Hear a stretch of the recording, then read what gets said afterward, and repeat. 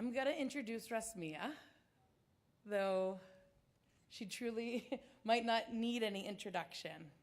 But for those watching at home, for those watching around the world, I want them to know who she is.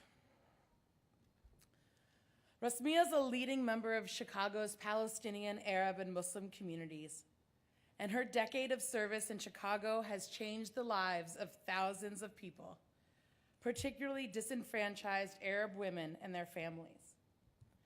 She has been at the Arab American Action Network since 2004 and is responsible for the management of day-to-day operations and the coordination of its Arab Women's Committee, which has a membership of nearly 600 and leads the organization's work in the areas of defending civil liberties and immigrants' rights. As we all likely have heard, Rasmea, a victim of torture and sexual abuse by the Israeli military, has recently decided to bring to close her battle to win justice from the U.S. legal system.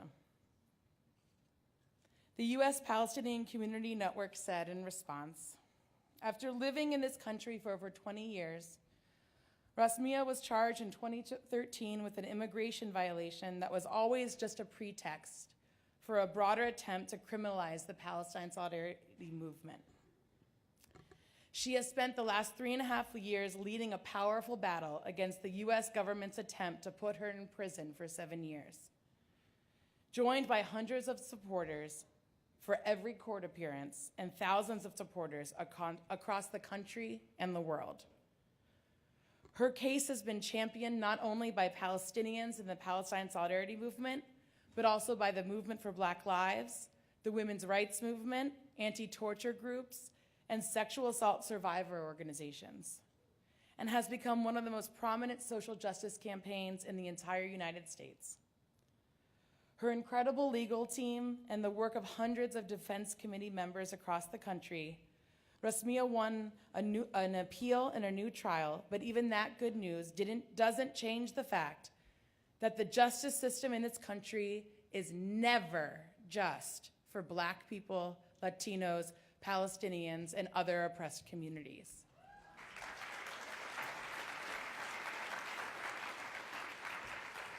With a racist new attorney general and another racist in the White House, Rasmea knew she couldn't get a fair trial, even the second time around, and accepted a plea agreement that includes involuntary departure, but not 1 day in prison. Rasmea will be leaving us in a few months, but we know that within a short period of time, she'll have another Arab Women's Committee built somewhere. And her legacy of principled resistance to Israeli and US crimes against Palestinians and all other oppressed communities will be ours to continue. We welcome you today, Rasmea, with love, with appreciation, with gratitude for all that you are.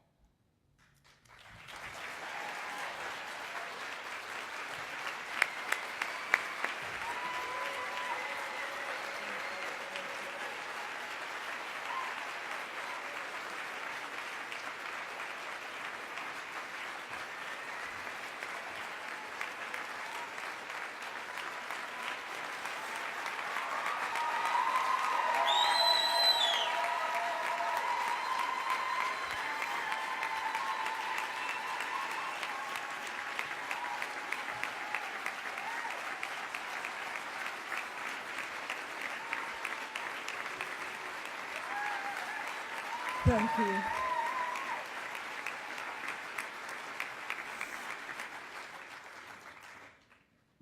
Thank you.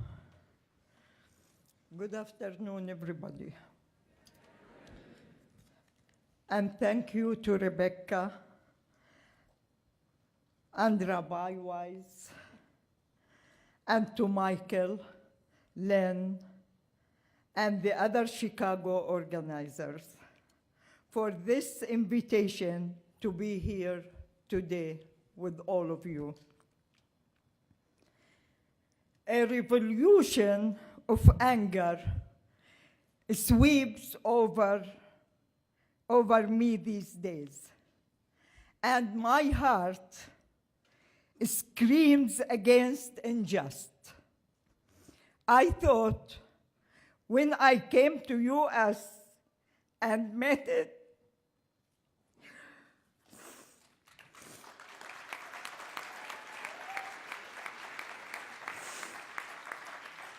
and made it my second home, it would be the last station in a journey of struggle that I share with my Palestinian people in response to the Nakba and the occupation of 1967.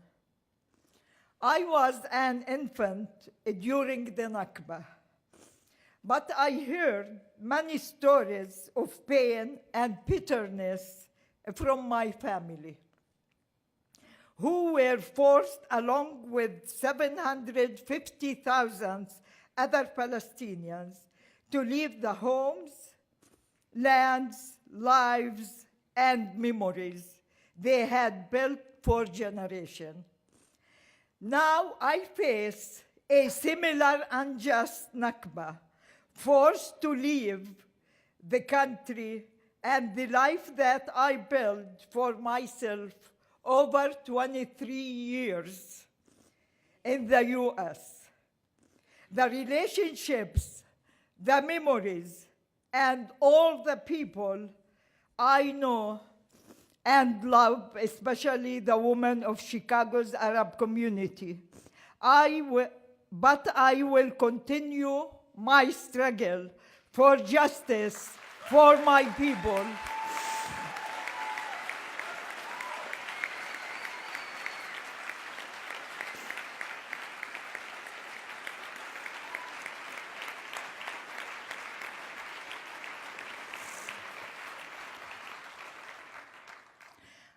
I will continue my struggle for justice for my people wherever I land. I will continue the struggle for the right of return, for self-determination,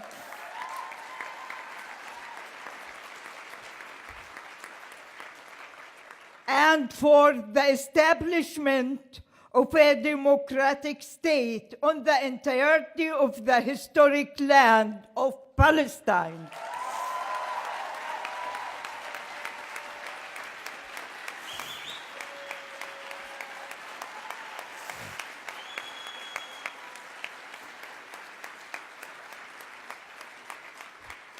At an early age, I made 3 important decisions which pointed me to my future. First, that I would not accept despair in any situation. Second, that I would complete a high level of education to help me become a more effective activist, one who would fight for social, cultural, economic, and political change for my family, my community, and country. And third, that I would always help women, the vulnerable, and everyone else who needs it. When I immigrated to this country, after many years of working on women's rights and other legal advocacy issues in the Arab world, I found psychological tranquility and stability among family and friends, far away from any kind of the fear and threats. I determined that this would be my second home, where I would build a life amongst a Palestinian community that I love and respect so dearly.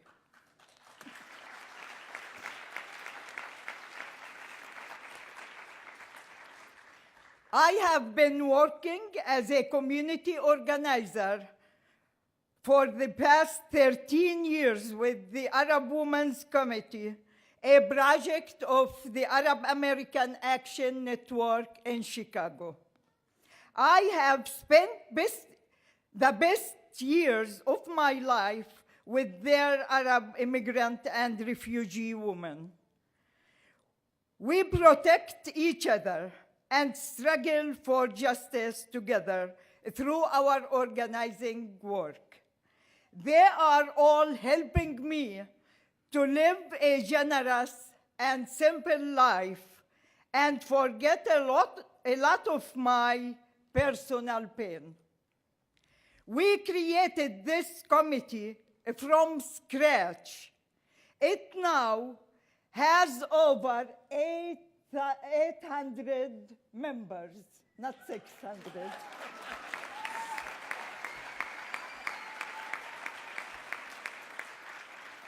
We recruit them the old-fashioned way, through door knocking, home visits, and small group meetings.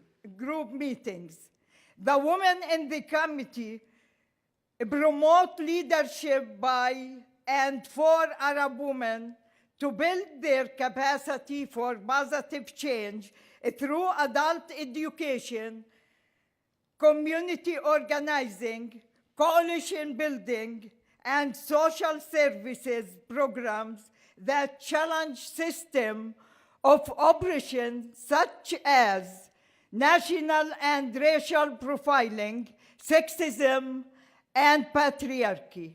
We built a formation of immigrant and refugee women who fight for their own rights and the right of all oppressed peoples.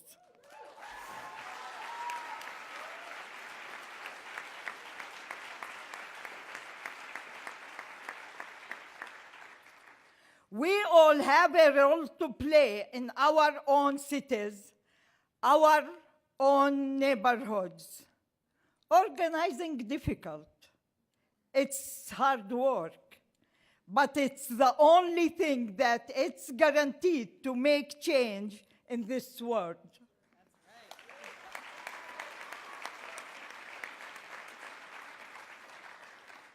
White people didn't just decide to give up their power and allow people their civil rights. It was fought for in a Black-led movement that inspired the whole world, and it's still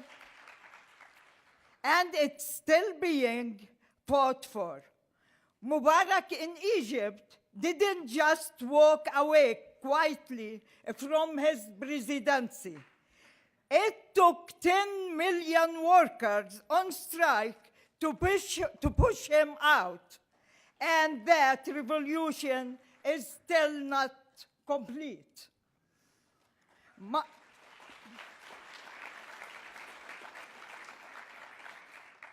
My organization, the AAAN, was one of the leaders of the shutdown of O'Hare Airport in Chicago the day after.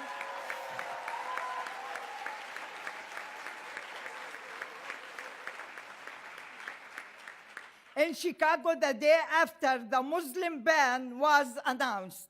We helped get 5,000 people to the airport over 2 days, and thousands more shut down a number of other airports in the US.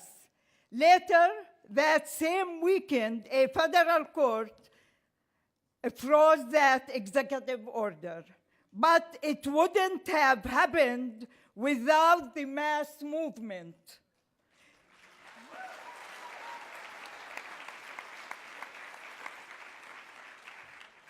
Without the mass movement being in the streets.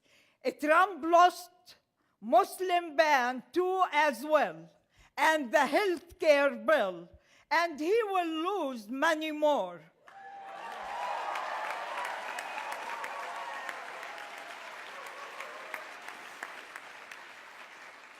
Even though he told us he was going to win more than any other president.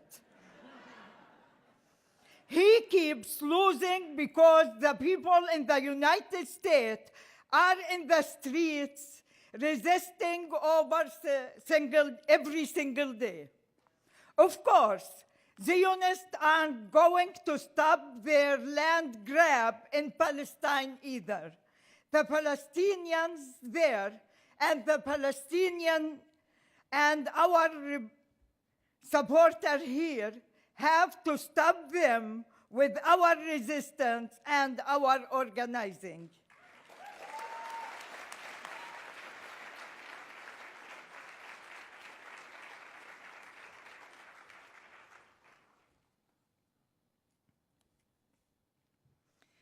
With BDS and with cultural and academic boycott and with challenging the Jewish United Front and the Jewish Federation and with shutting down the Zionists when they try to defend their war crimes and with defending our students and our community-based institutions and our organizers and our allies when they get attacked.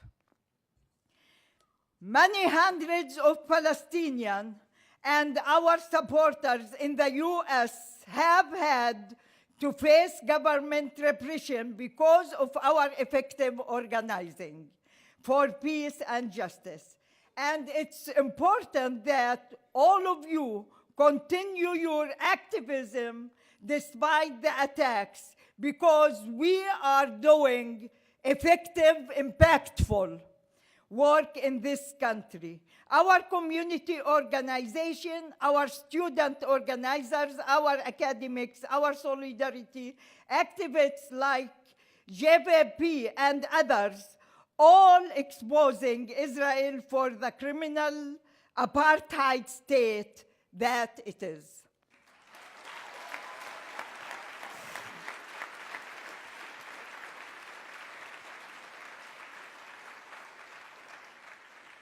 There's a long history of law enforcement repression against oppressed communities in this country.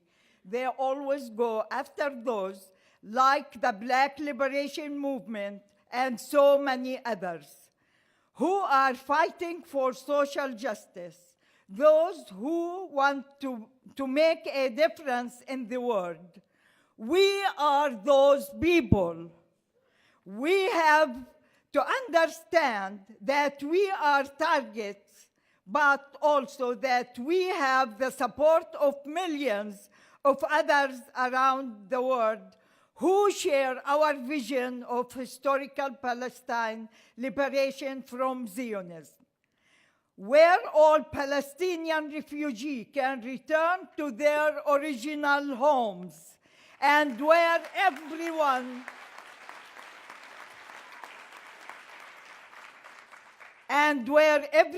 there can live with dignity and equal rights.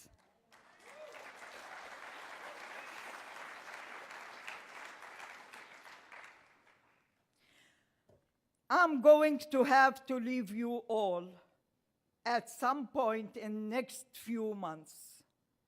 I'm going to have to leave Chicago and all the beautiful people who have welcomed me so warmly to this country and this city. All the people who have fought with my defense committee so bravely over the past 3.5 years. I survived another torturous ordeal because of all the incredible supporter people everywhere, include you. But I will still be organizing wherever I end up, and I'll be watching development in the US very closely, because besides Palestine, there is the main front of the battle for the liberation of Palestine. We need you to continue resisting Trump's agenda and to continue challenging the Zionists and to continue providing your solidarity and support to the Palestinian and Arab in the national movement. Your work is appreciated to my people, and I'm going to miss you all very much. Thank you.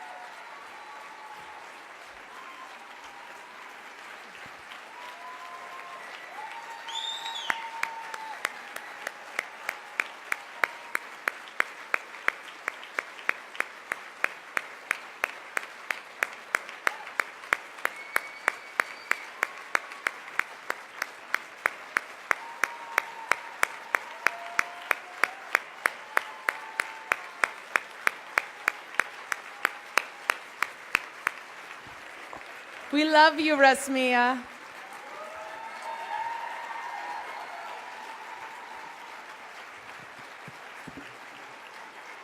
Say it with me. We love you, Rasmea.